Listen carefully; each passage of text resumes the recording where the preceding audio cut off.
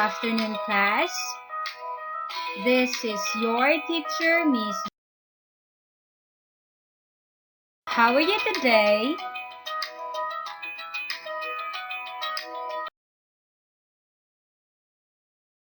Welcome to PE and Health subject, second semester, week 3.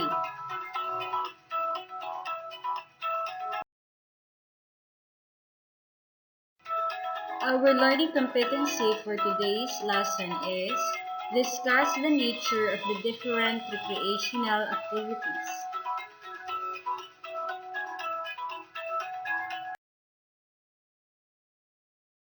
The lesson that we're going to discuss this morning is about outdoor recreational activity, hiking.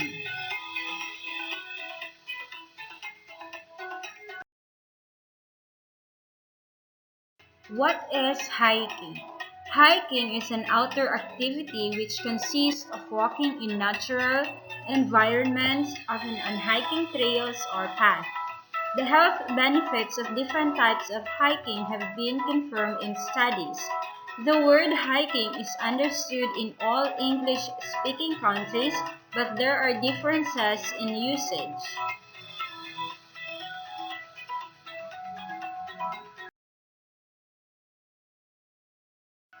The path and its signposting.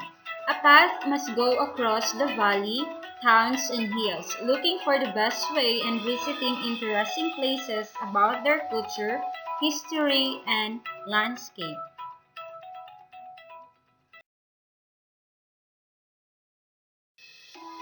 Kinds of paths.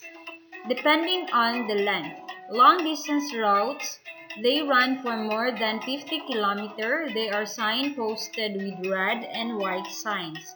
Short-distance routes, they are from 10 to 50 kilometers long. They are signposted with yellow and white signs.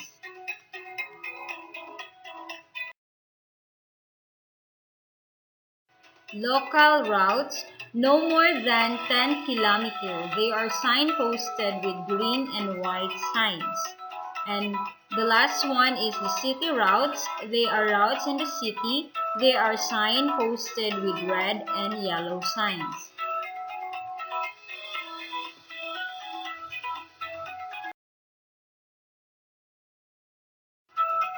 Now let's proceed to the hiking equipment. First, we have the shoes.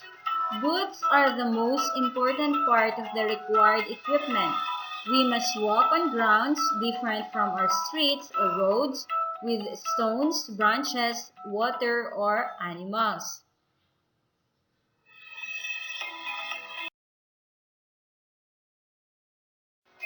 They should provide adequate protection against possible sprains, knocks, and slippage. The boots must protect your ankle. The sole must have a good mark drawing. Their laces must be perfectly tied. Don't wear your boots for the first time on a hike. You must first try them on shorter walks.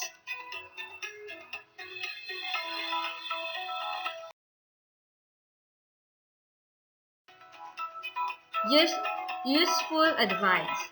Shoes must be comfortable and must be an insulator. Don't wear new boots for hiking. Tie the laces from the bottom to the top. Check them in a few minutes when your feet have expanded. You can wear the laces looser when you go up but very well tied when you go down.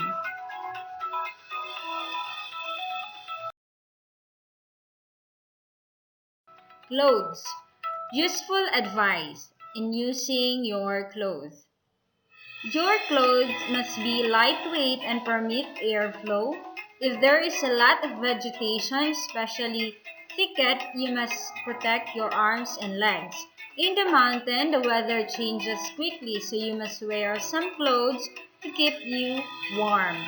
Gore-Tex is one of the most innovative breaking through in clothing technology. It can be found in many of the top brands of outdoor gear.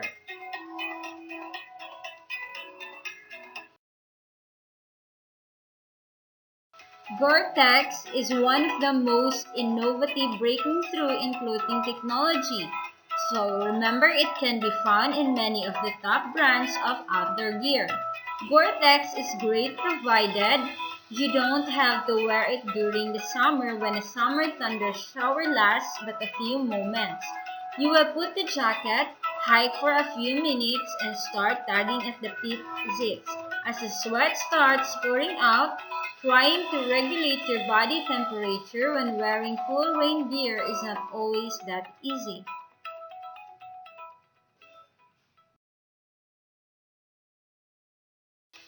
But, as is often the case in the mountains, foul weather means significant drops in temperatures, and therefore a fully waterproof shell should be a mandatory part of your gear. In the end, it is up to you as to how much you would like to spend on equipment. If your budget allows it, Gore-Tex is a fabulous piece of kit to have with you, and that flash jacket will also look good in town or to the office.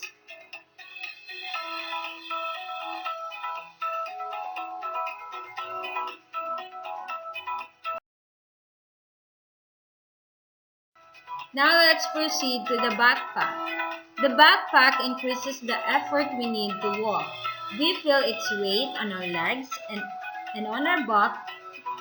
Its size must be appropriate to your back.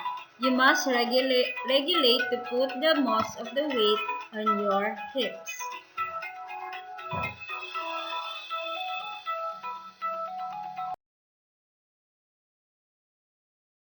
So how to prepare the backpack? Useful advices. Generally, try to put big and light things in the bottom and the harvest in the top near your back. Then its center of gravity will be between your shoulders. Put the load in a symmetrical way, left and right, for not to overload one side of your back. Don't put anything filled, like water bottle, shoes. They can unbalance you because of their movement or they can catch on somewhere, especially branches.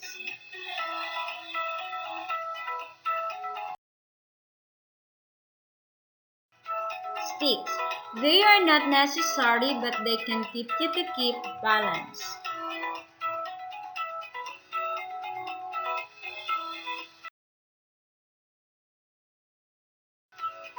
Useful advices. You can make it yourself. Only one is sufficient. If you have a knee pain, they can be useful. So remember, sticks is very useful when doing hiking or trails.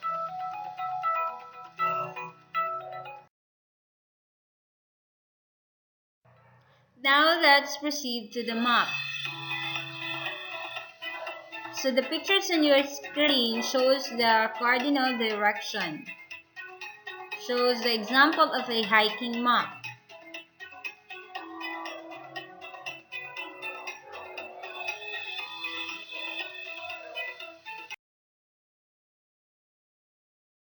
Basic rules of behavior in the countryside.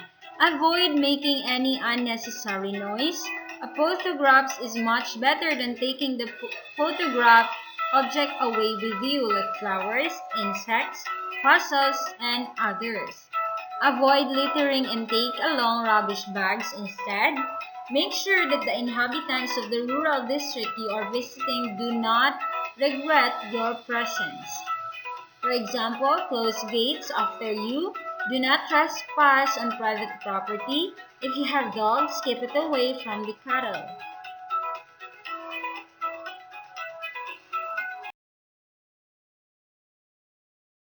Advice to carry out hiking. First, you need to get information about the relief, the ground, the climate, temperatures, wildlife, and the type of vegetation. Second, make sure there is drinking water on the way. Carry it with you if there isn't. Next, choose appropriate clothes. Don't take either too many or too few clothes. Never walk alone. You can get lost or hurt. Moreover, it's funnier and safer to go with somebody. The slowest person must go first.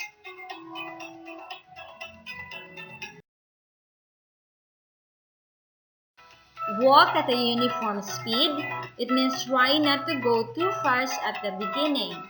Stop every now and then. So you should make a stoop of 5 or 10 minutes every 4 to 5 minutes. You can drink some water but not too much and eat some nuts or chocolate to get energy. Respect the zones. Don't leave paths on you won't damage nature. Don't pull branches from trees or bushes. Don't shout. Then don't throw rubbish. Keep it with you till you find the appropriate container.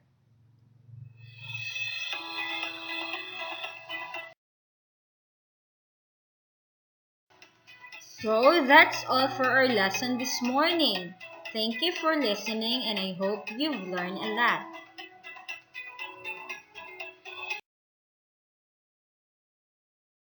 For your activity and for your quiz, just follow the GAITF link on your screen.